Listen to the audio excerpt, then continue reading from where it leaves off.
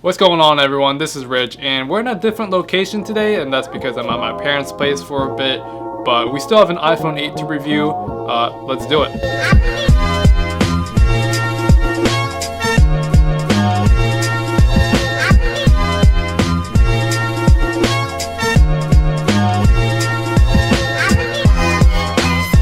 So like always, I'll be giving you guys a quick overview, the design, how the performance is, camera test, iOS 14, all that good stuff, and how it's going to perform this year, as well as the future updates for it. Like always, before we start the video, go down in the comments and say something. Maybe you have an iPhone 8 yourself, or you're looking to get it, is it still worth it, any stuff like that. I read each and every one of your comments, so, feel free to talk. Also, please consider subscribing. I like doing a bunch of videos on tech, old and new, so if you're interested in that, why not hit that red button? So I'll tell you straight up that the iPhone 8, is it worth it in 2021? Yes, but it depends. So the iPhone 8 came out in late 2017, succeeding the 7 and coming before the iPhone 10. Also, with the release of the second generation of the iPhone SE, the iPhone 8 was quickly forgotten. Many people didn't know the difference between this and maybe the 7. Should they get the iPhone 10 instead? And by today's standards, the iPhone 8, has the home button still. The display doesn't take up the entire screen. It looks kind of ancient, but that really isn't the case. So let's look at it a little bit deeper. So the 8 is made in the same size body shell since the 6, with a couple of changes. The most noticeable change is the all-glass build, front and back, for the support of wireless Qi charging. And this is the first time that Apple brought back a glass back since the iPhone 4, which is crazy. It's nice to see that happen. And additionally, the camera was slightly changed. But hold on, I'm not sure if you guys noticed, but Apple got rid of the ugly designed by Apple in California, assembled in China, finally. And that's pretty awesome. Now it just has the word iPhone on it. It's the little things that matter, I think. But superficially, that's about it. The 8 still shares the same force-sensitive Touch ID home button that we all know and love from the iPhone 7. You can use your thumb, which works really fast. You don't have to take your mask off in public or, fiddle around with your face with the newer, Face ID phones. The charging port, speakers, mic, volume rockers, power buttons are all relatively the same since the iPhone 6. And, really, this phone definitely isn't going to wow you by any means. But enough of all that. What makes this phone special is that it's the first phone to introduce True Tone, which was something in iPads essentially, but what it does is when you turn it on, the display kind of adjusts the color temperature to match whatever lighting environment you're in.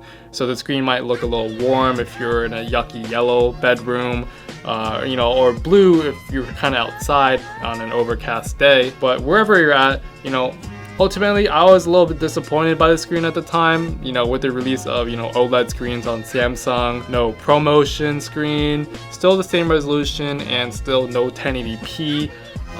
That's okay. I'm not too salty about it. It is what it is. Truly, I'm satisfied with it. Especially with the size, it ergonomically fits in one hand.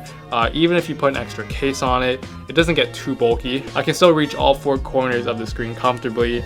I can text with one hand. That's still pretty cool. Size does matter. And moving right along, this iPhone does come packed with the A11 Bionic chip, which is still very fast even today. It features 6 cores at a clock rate of 2.39 gigahertz.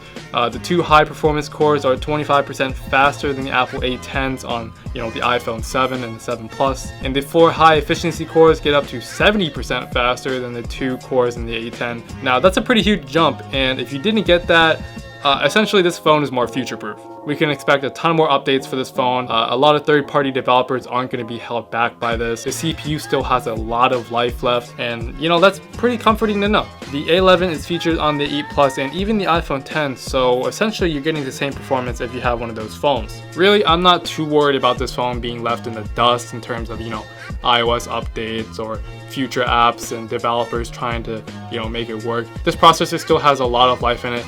Don't worry about it. It's a really powerful iPhone. And speaking of power, let's not forget about the powerful camera. It's featuring an improved 12 megapixel main shooter camera with a larger and faster sensor, faster autofocus, and low light. All this adds up to an outstanding photo with vibrant and realistic colors, and especially more detail. Honestly, I'm pretty satisfied with this camera. It gets the job done. You can still shoot full HD photos with great color contrast and sharp details. You can also record in 4K up to 60 frames per second, which is pretty amazing. Not many other cameras or DSLR could have matched those specs at the time, and even today. You know, and all this harmoniously works together without any lag. You can see here that I'm scrolling left and right through photo mode, video mode, you know, back to photo, portrait, you know, left and right, and I'm not really experiencing any hiccups at all. Honestly, if you're gonna be taking photos of your friends, you know, the place you visit, maybe your homework even, this camera is very reliable and will do the job. You know I used it a lot for Snapchat, and I'm pretty happy with the results. You know, even iOS 14 works great on it. I haven't noticed any slowdowns on this phone. You can install widgets on it. I didn't, because I personally have a lot of apps on here which I can't really fit at the moment. But FaceTime picture-in-picture mode works great. I didn't notice any problems while I'm using the control center or notification center. It works pretty fluid, and that's something we should expect from Apple. This phone is very optimized for now and even the future.